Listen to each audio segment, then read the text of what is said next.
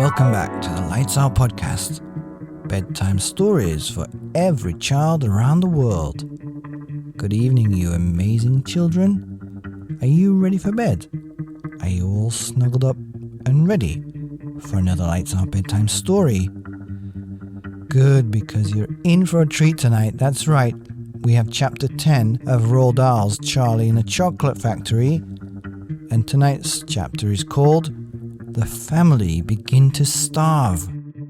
During the next 2 weeks, the weather turned very cold. First came the snow. It began very suddenly one morning, just as Charlie Bucket was getting dressed for school. Standing by the window, he saw the huge flakes drifting slowly out of an icy sky that was the color of steel. By evening, it lay 4 feet deep around the tiny house, and Mr. Bucket had to dig a path from the front door to the road.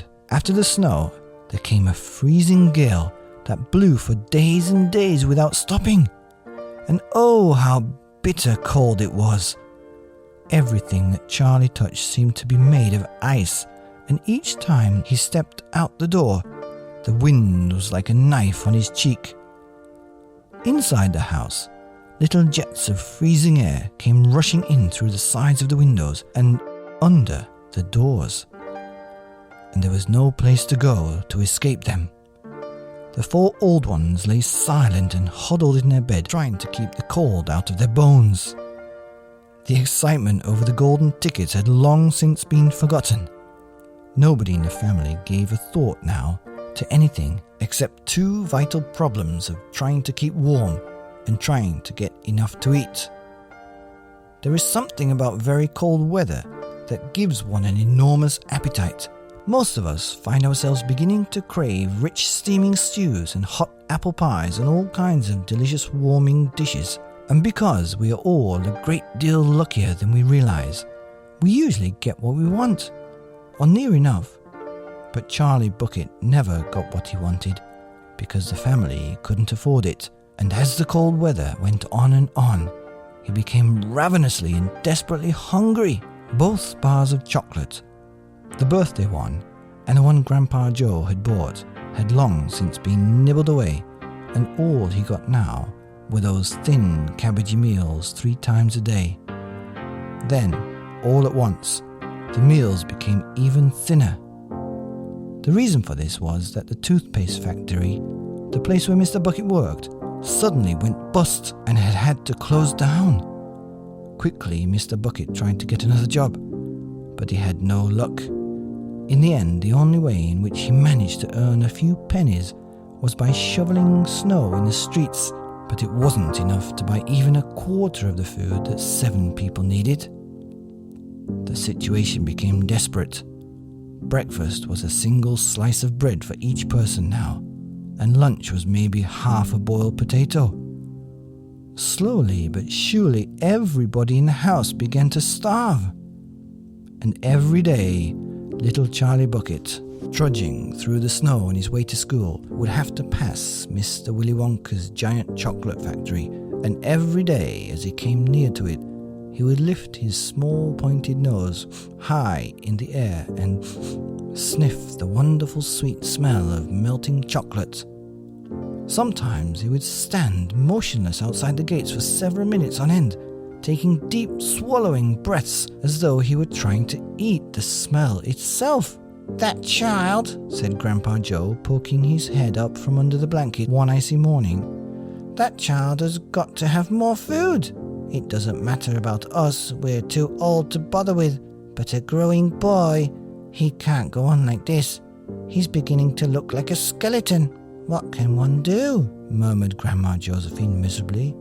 "He refuses to take any of ours. I hear his mother tried to slip her own piece of bread on his plate at breakfast this morning, but he wouldn't touch it. He made her take it back. He's a fine little fellow," said Grandpa George. "He deserves better than this." The cruel weather went on, and every day Charlie Bucket grew thinner and thinner. His face became frighteningly white and pinched. The skin was drawn so tightly over the cheeks that you could see the shapes of the bones underneath. It seemed doubtful whether he could go on much longer like this without becoming dangerously ill.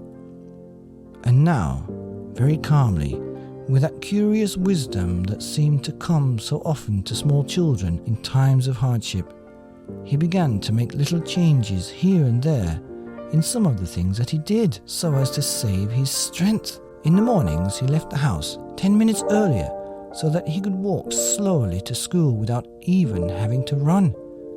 He sat quietly in the classroom during break, resting himself, while the others rushed outdoors and threw snowballs and wrestled in the snow. Everything he did now, he did slowly and carefully to prevent exhaustion. Then, one afternoon, walking back home with the icy wind on his face, and incidentally feeling hungrier than he had ever felt before, his eye was caught suddenly by something silvery lying in the gutter, in the snow. Charlie stepped off the curb and bent down to examine it. Part of it was buried under the snow, but he saw at once what it was. It was a 50-pence piece. Quickly he looked around him. Had somebody just dropped it? No, that was impossible because of the part of it was buried. Several people went hurrying past him on the pavement, their chins sunk deep into the collars of their coats, their feet crunching in the snow.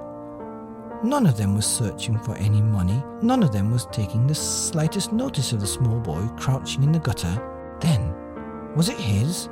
This 50-pence? Could he have it?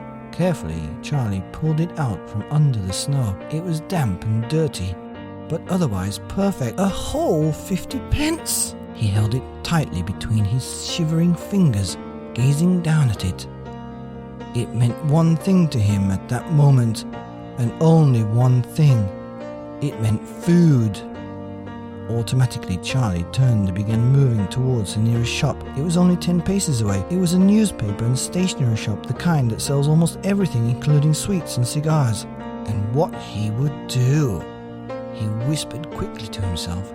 He would buy one luscious bar of chocolate and eat it all up, every bit of it, right there and then. And the rest of the money he would take straight back home and give to his mother. The end of Roald Dahl's Charlie in the Chocolate Factory, Chapter 10, The Family Begins to Starve. Here on the Lights Out podcast, bedtime stories for each and every child around the world. Good night.